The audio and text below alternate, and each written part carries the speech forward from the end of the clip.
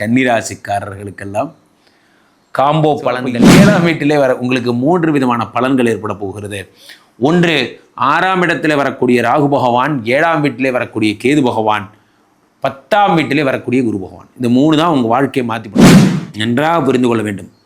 6ஆம் வீட்டு ராகு பகவான் என்பது ரண ருண ரோக சத்துருஸ்தானம், வியாதி கடன் கஷ்டங்களை எல்லாம் நிவர்த்தி செய்யக்கூடியவர் இந்த 6ஆம் வீட்டு ராகு.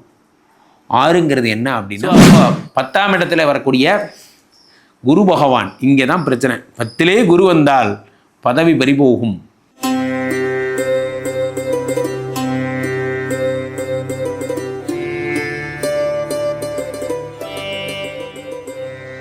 உலகெங்கிலும் இருக்கும் ஜோதிடரிக்கும் நேயர்கள் அனைவருக்கும் வணக்கம். நான் உங்கள் ராம்ஜி. கன்னிராசிக்காரர்களுக்கெல்லாம் காம்போ பலன்கள் என்ன? கன்னிராசிக்காரர்கள்னாலே காம்போ பலன் தான், அதில் எந்த மாற்று கருத்தும் இல்லை என்பதால். ஏன்னா வாழ்க்கையில் உங்களை சுத்து போட்டு அடிக்க போது இந்த 2025. ஒரு நல்லதை தருவதும் இந்த 2025 தான். ஒரு கையில் மயிலிறகை கொண்டிருக்கிறது இந்த 2025, இன்னொரு கையில் மழுவை கொண்டிருக்கிறது இந்த 2025. என்னை விட்டால் அது மாதிரி நான் பேசிகிட்டே இருப்பேன். ஆனால் நிறைய பேர் ஒன்றுமே புரியலப்பா, தமிழில் பேசலப்பா அப்படிங்கிறீங்க. தமிழில் பேசினா என்ன ராம்ஜி பாட்டு பாடி ஜோதிடம்லாம் சொல்கிறீங்கிறீங்க. ஒரு கையில் மயிலிறகு ஒரு கையில் மழு என்று சொன்னால் மழுனா என்னன்னு கேட்க போகிறீங்க. ஸோ அப்போ 7ஆம் வீட்டிலே உங்களுக்கு 3 விதமான பலன்கள் ஏற்பட போகிறது. ஒன்று, 6ஆம் இடத்திலே வரக்கூடிய ராகு பகவான், 7ஆம் வீட்டிலே வரக்கூடிய கேது பகவான், 10ஆம் வீட்டிலே வரக்கூடிய குரு பகவான். இந்த 3 தான் உங்கள் வாழ்க்கையை மாற்றிப்பட போகுது. நன்றாக புரிந்து கொள்ள வேண்டும். 6ஆம் வீட்டு ராகு பகவான் என்பது ரண ருண ரோக சத்துருஸ்தானம், வியாதி கடன் கஷ்டங்களை எல்லாம் நிவர்த்தி செய்யக்கூடியவர் இந்த 6ஆம் வீட்டு ராகு. 6ங்கிறது என்ன அப்படின்னா சத்துருக்கள். 6ங்கிறது என்ன அப்படின்னா வெற்றி. 6ங்கிறது என்னென்னா வேலை. நான் எப்பொழுதுமே சொல்லுவேன் நண்பர்களே, யார் வேணால் என்னை எதிரி நினச்சிக்க, எனக்கு நோ ப்ராப்ளம். யார் வேணால் என்னை எதிரி நினச்சிக்கோ, எனக்கு நோ ப்ராப்ளம். நான் யாரை எதிரி நினைக்கிறேனோ அவன் தான் எனக்கு எதிரி. நீ நினைக்கிறதெல்லாம் எனக்கு எதிரி கிடையாது.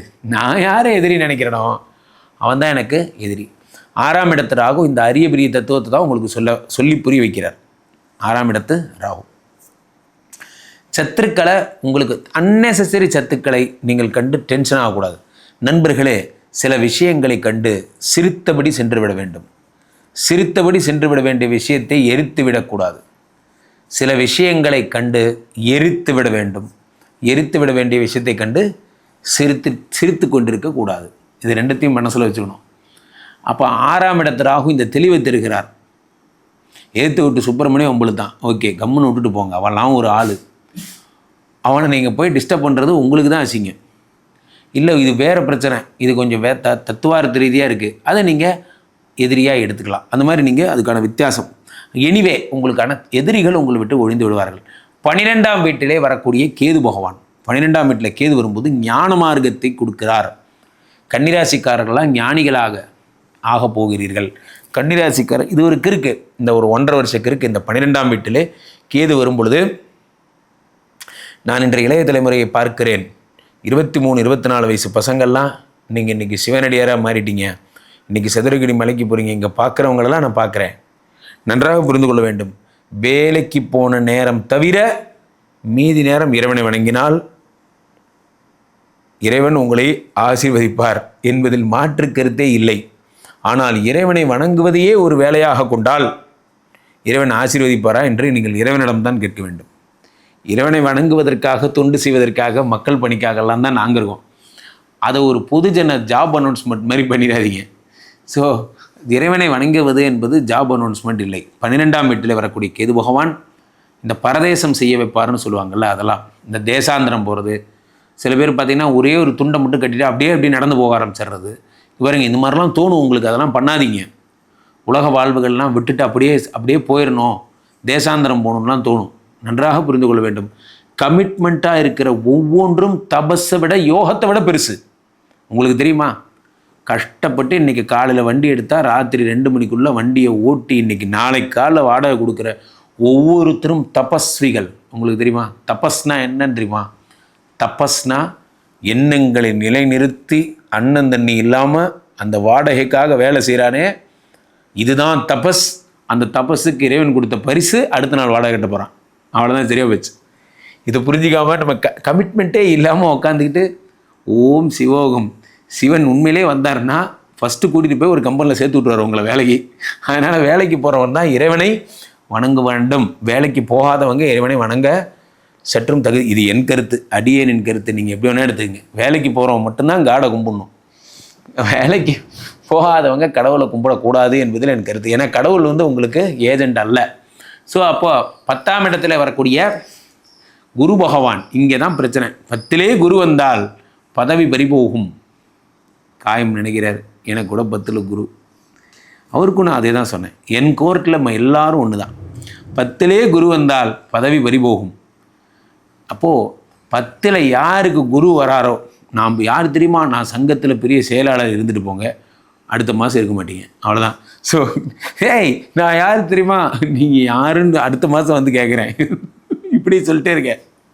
வேணா நான் யார் தெரியுமா, இன்னாரோட பையன், இன்னாருக்கு அப்பா, இன்னாருக்கு புருஷன், இதெல்லாம் மாறாது. ஆனால் நீங்கள் இந்த கம்பெனியில் ஒரு போஸ்டிங் வச்சுருந்தீங்க பாருங்கள், அது இந்நேரம் போயிருக்கும். ஸோ அப்போது 10லே குரு வந்தால் பதவி பறி போகும். உங்களுக்கு ஈக்குவலாக ஒருத்தரை டெவலப் பண்ணுவாங்க, உங்கள் முன்னாடியே அவரை வளர வைப்பாங்க. நான் திரும்ப திரும்ப படித்து சொல்கிறேன், நான் சொல்லும் போதெல்லாம் கேட்க மாட்டேங்கிறீங்க. கன்னிராசிக்காரர்கள் உங்கள் வேலையை இன்னொருத்தனை செய்ய அனுமதிக்காதீங்க. நான் ஒரு நாள் லீவு தானே, பரவாயில்ல, என் வேலையை இன்றைக்கி ஒரு நாள் அவன் செய்யட்டும். இன்றைக்கி ஒரு நாள்னு வர்றது நாளைக்கே 9 நாள் ஆகும். மொத்தமாக அந்த வேலையை உங்களை விட்டு போயிடும். நன்றாக புரிந்து விடும். உங்கள் வேலை நீங்கள் தான் செய்யணும்.